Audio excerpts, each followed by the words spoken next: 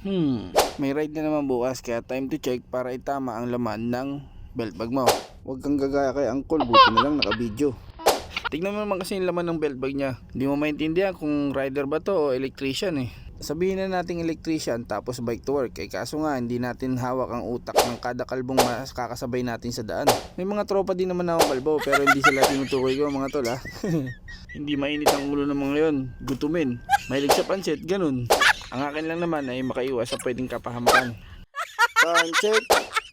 7:30 na ng gabi. Kaya naisip ko na magpunta sa malapit na bike shop dito sa amin.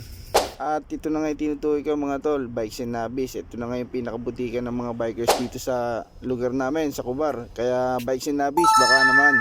Dito nga kasi marami kang iba't ibang klase ng mga bike na pagpipilian. At syempre, higit sa lahat, yung quality at budget friendly na bike. Hindi kasi kagaya sa Pilipinas na maraming bike shop kang pagpipilian at pwedeng puntahan.